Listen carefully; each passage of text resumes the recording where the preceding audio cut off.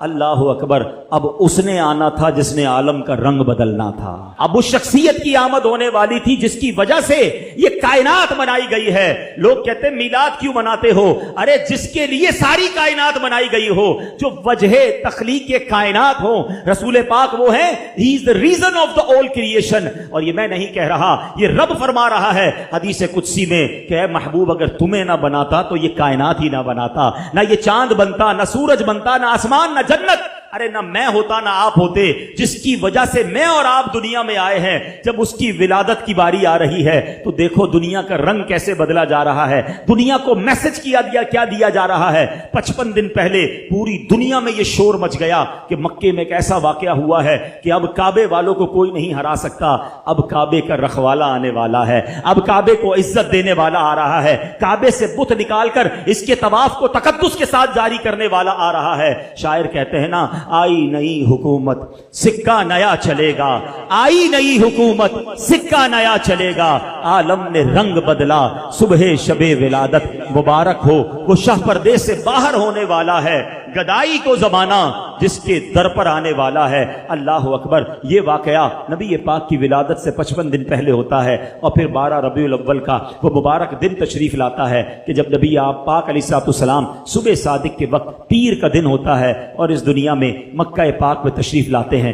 ہر طرف خوشی کا سما ہے, نور کی برسات ہے. بی بی آمنہ فرماتی ہیں جب ولادت کا وقت تھا میرے جسم سے ایسا نور بلند ہوا جس میں نے دوسرے ملکوں کے محلات کو دیکھ لیا. فرماتی ہے میں نے دیکھا کہ ایک مشرق میں جھنڈا لگایا گیا, ایک مغرب میں جھنڈا لگایا گیا, ایک کعبے کی چھت پر جھنڈا لگایا گیا, اور اس کے بعد نبی پاک کی ولادت ہوتی ہے. اللہ اکبر. میرے آقا کی ولادت کے وقت جھنڈا لگانا یہ فرشتوں کا طریقہ ہے. تو اے جھنڈے لگانے والوں تمہیں مبارک ہو. اب آگے چلیے, میرے آقا کے بچپن کا ایک واقعہ پھر میں بیان کو اختتام کرتا ہوں. ویسے تو میرے آقا کی ہر ادا نرالی ہے. اللہ اللہ وہ بچپنے کی پھبن, اللہ اللہ وہ بچپنے کی پھبن, اس خدا بھاتی صورت پہ لاکھوں سلام. نبی پاک کی ہر ادا نرالی. عام بچوں کی طرح بہت سارے معاملات آپ کے ساتھ نہیں تھے. آپ ختنہ شدہ, ناف کٹی ہوئی, ناف کاٹنی پڑتی ہے جب بچہ پیدا ہوتا ہے, ناف بریدہ ہیں, ختنہ شدہ ہیں, خوشبوؤں میں مہکے ہوئے, غسل کیے ہوئے میرے آقا دنیا میں تشریف لاتے ہیں. اور جیسے ہی دنیا میں آتے ہیں میرے آقا سجدے میں چلے جاتے ہیں. زبان مبارک سے رب حبلی امتی کی صدائیں ہیں. صلاۃ و سلام میں پڑھتے ہو نا, رب حبلی امتی کہتے ہوئے پیدا ہوئے, حق نے فرمایا کہ بخشا الصلاۃ والسلام. تو کیسے آقا ہیں کہ جو آتے ہی امت کو یاد کر رہے ہیں. سبحان اللہ. اب عرب کے لوگوں میں یہ دستور تھا کہ جب بچے چھوٹے ہوتے تھے تو وہ ان کو دودھ پلانے کے لیے ذرا دیہاتوں میں بھیج دیتے تھے. اس کی 2 وجوہات تھیں. ایک تو ان کی آب و ہوا اچھی ہوتی تھی, صحت اچھی ہو جائے.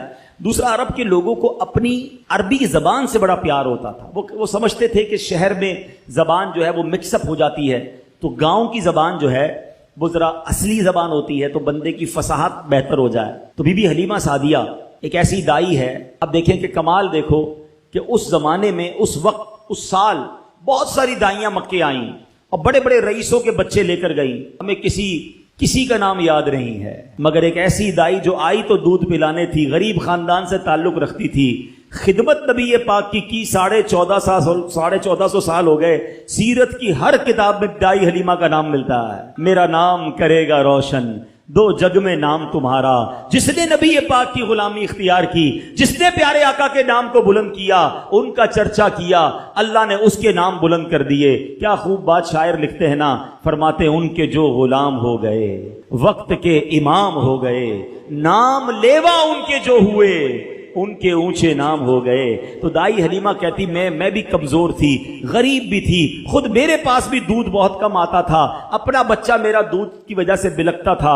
میں مکے پاک آئی, سب دائیوں نے بچے لے لیے, مجھے کسی نے بچہ نہیں دیا, مگر میں نے ایک بچہ دیکھا, چاند سا چہرہ, خوبصورت چہرہ, نورانی چہرہ, مگر کوئی دائی اسے نہ لے گئی کیونکہ نبی پاک کی ولادت سے پہلے ہی پیارے آقا کے والد محترم کا وصال ہو گیا تھا.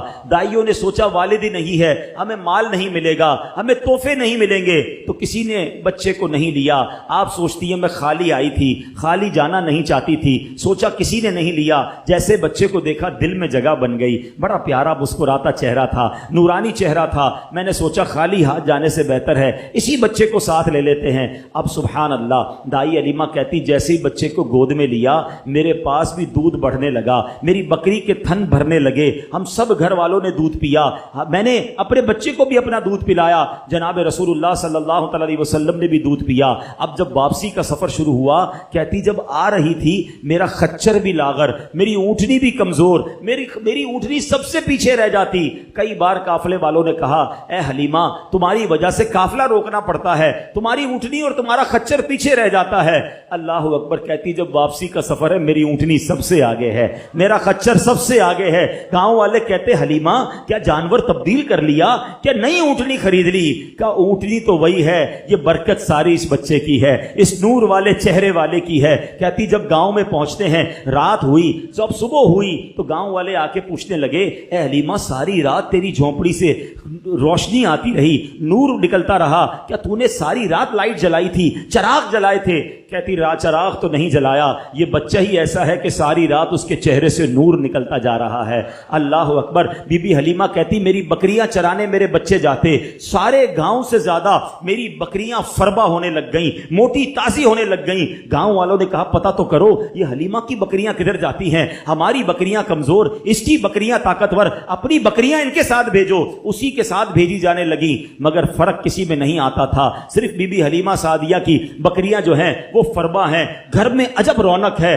درود پاک ویسے ہر دن پڑھیں سبحان اللہ, برکتیں ہی برکتیں ہیں, مگر جمعے کے دن اللہ اکبر. آپ جب درود کے فضائل احادیث کی کتابوں میں دیکھتے ہیں نا تو باقاعدہ الگ چیپٹر باندھا محدثین نے, یعنی عام درود پاک کے فضائل لکھے, پھر ایک آپ کو درود پاک کی فضیلت کی کتاب میں الگ چیپٹر ملے گا کہ جمعے کے دن درود پڑھنے کے فضائل. یعنی اتنی حدیثیں ہیں اسپیشلی فرائیڈے کے لیے, جمعے کے دن کے لیے. بڑی مشہور حدیث میرے آقا علیہ الصلوۃ والسلام فرماتے ہیں جس کا مضمون ہے کہ جو کوئی شخص جمعہ کے دن 200 بار درود پاک پڑھے اس کے 200 برس کے گناہ معاف کر دیے جاتے ہیں. اب یہ کتنی پیاری حدیث ہے. ایک اسی طرح کی حدیث یہ بیسیکلی کثرت سے بتانے کے لیے, انکریج کرنے کے لیے کہ درود اس دن زیادہ پڑھے جائیں, گناہوں کی معافی کا ایک ایسا سبحان اللہ سلسلہ ہے. ایک اور حدیث پاک ہے جس کا مضمون ہے جو جمعہ کے دن 80 بار درود پاک پڑھے اس کے 80 برس کے گناہ معاف کر دیے جائیں گے. تو یہ دن تو سبحان اللہ گناہ گاروں کی بن آتی ہے, گناہ گاروں کو موقع دیا جاتا ہے کہ پورے ہفتے میں اگر کوئی کمزوری رہ بھی گئی ہے تو اب جمعہ آ گیا ہے, اب درود پڑھ لو, اب تلاوت کر لو, اب دعائیں کر لو, اب اللہ سے رجوع لے آؤ. یہ جمعے کا دن سبحان اللہ. مفتی احمد یار خان نعیمی رحمت اللہ تعالی علیہ فرماتے ہیں جمعہ کے دن کوئی نیکی کی جائے اللہ کی بارگاہ میں جمعے کا شرف اور مقام اتنا اعلیٰ ہے کہ جمعہ کی ایک نیکی 70 گنا اس کا ثواب عطا کیا جاتا ہے, ملٹی پلائی بائی 70. سوچئے سمجھدار لوگ بیٹھے ہیں, کاروباری لوگ بھی بیٹھے ہوں گے. ہمارے یہاں نارملی سپر اسٹور پہ یا کسی جگہ پر مارکیٹس وغیرہ میں اسکیم لگتی ہیں, 25% discount, 50% discount, buy 1 get 1 free, ایک خریدو دوسرا فری. لوگ گرمیوں کی چیزیں سردیوں میں خرید لیتے ہیں. ارے بھائی ابھی تو گرمیاں, ابھی سے جیکٹ خرید دی ہے یار, سستا مل رہا تھا, ایک فری مل رہا تھا, سردیوں میں کام تو آئے گا نا, چلو لے لو بھائی. سردیوں میں گرمیوں کی چیزیں خرید رہے ہوتے ہیں, کیوں؟ سستا. ہم دنیا کے نفع کے لیے, دنیا کے بینیفٹ کے لیے ٹریول بھی کرتے ہیں, جا کر خرچ بھی کرتے ہیں. مجھے اچھی طرح یاد ہے افریقہ کے غالباً ایک ملک میں تھا, تو بارڈرز ملے ہوئے ہوتے ہیں. ہم بارڈر ہم نے کراس کیا, ایک ملک کا جیسی بارڈر کراس کیا. بارڈر کراس کرتے ہی ایک بہت بڑا, ویرانہ تھا لیکن بہت بڑا شاپنگ مال بنا ہوا اور گاڑیوں کی قطاریں. تو میں نے اسلامی بھائی سے پوچھا یار اس ویرانے میں اتنا بڑا شاپنگ مال اور اتنی گاڑیاں؟ تو انہوں نے وجہ بتائی, کیا بتائی؟ کہتے ہیں جس ملک کے بارڈر کے ساتھ یہ سٹور ہے نا, اس ملک میں ٹیکس ہے, یہ ملک ٹیکس فری ہے. اچھا, اس ملک نے اپنے بزنس کو چلانے کے لیے اپنے ملک کے اندر مال بنے ہوں گے, ایک اسپیشل مال یہاں بنا دیا تاکہ اس ملک والے سفر کر کے آئیں اور پورے مہینے کا سامان اس سٹور سے لے کے واپس چلے جائیں, صرف ٹیکس بچانے کے لیے. ایک مہینے کا سامان, اچھا گاڑیوں کی لائنیں.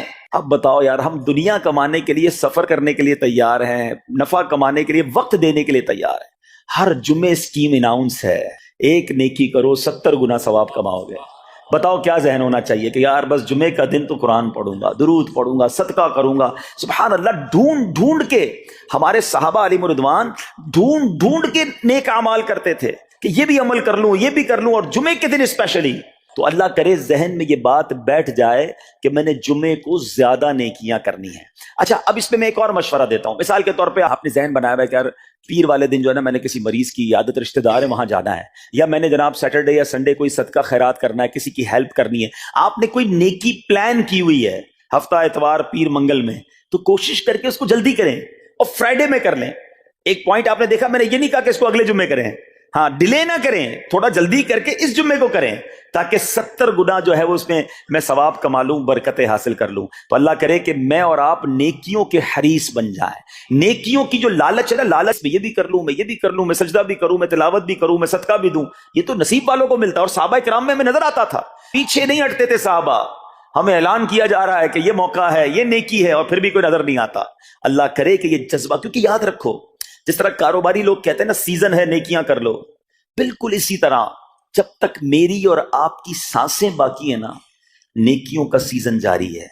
جتنی نیکیاں کمانی ہے کما لو. یہ مائنڈ سیٹ بنا لو کہ یار پتہ نہیں کب مر جاؤں، اور نیکی اور نیکی. جس طرح پیسے کمانے کا ذہن ہوتا ہے نا، اللہ کرے اس سے زیادہ میرا اور آپ کا نیکیاں کمانے کا ذہن ہو جائے. یار تھوڑی اور نیکی کما لو، تھوڑی اور. مثال کے طور پہ آپ کہیں جا رہے ہیں، کسی نے کہا ذرا بیٹھیے 10 منٹ بعد وہ بھائی آئیں گے. اب ہم 10 منٹ کس طرح گزارتے ہیں؟ موبائل نکالا اور جناب دیکھنا شروع. 10 منٹ کیا 15 منٹ بھی گزر جائیں پتہ نہیں چلے گا. لیکن یہ 15 منٹ میں کیا ملا آپ؟ شاید گناہ ہی ملے ہوں گے، کیونکہ ہمارے موبائل میں تو بہت ساری چیزیں ایسی ہیں یا تو حرام دکھا دیتی ہیں یا حرام سنا دیتی ہیں. لیکن اگر نیکیوں کا ذہن ہو تو بندہ سوچے یار 10 منٹ میں تو میں سورہ یاسین پڑھ سکتا ہوں، 10 قرآن کا ثواب ہے. موبائل میں قرآن پاک ڈاؤن لوڈ ہو، قرآن شریف نکالا اور یاسین شریف پڑھ لی، ویٹنگ ایریا کے اندر 10 قرآن کا ثواب کما لیا. اگر یہ مائنڈ سیٹ ہو، بندہ کہ یار اتنی دیر میں تو 100 بار درود پاک پڑھ لوں گا. اور آقا علیہ الصلوۃ والسلام فرماتے ہیں جو 100 بار درود پاک پڑھے اس کی دونوں آنکھوں کے درمیان لکھ دیا جاتا ہے کہ یہ بندہ دوزخ کی آگ اور نفاق سے بری ہے. 5 منٹ 10 منٹ میں میں اتنی نیکیاں کما سکتا. لیکن مائنڈ سیٹ ہی نہیں ہے، گھنٹوں ضائع کر دیں گے، نیکی کمانے کا ذہن نہیں بنتا. اگر یہی 10-15 منٹ میں مجھے پیسے ملنے ہوتے تو بتاؤ ہم کیا کرتے. اللہ کرے دل میں اتر جائے میری بات. تو بہرحال جمعہ کا دن یہ بہت کمال کا دن ہے. ہر جمعے کے دن آپ کو اونٹ صدقہ کرنے کا ثواب مل سکتا ہے. ایک اونٹ کتنے کا آتا ہے؟ 1.5-2 لاکھ روپے کا تو ہوتا ہے. 2 لاکھ روپے ہر جمعے کو صدقہ کرو. مہینے کے ہو گئے 8 لاکھ روپے. بندہ بولے غریب آدمی 8 لاکھ ہر مہینے؟ جی جناب، ہر مہینے 8 لاکھ کم و بیش آپ صدقہ کرنے کا ثواب کما سکتے ہیں. کیسے؟ کتنا آسان.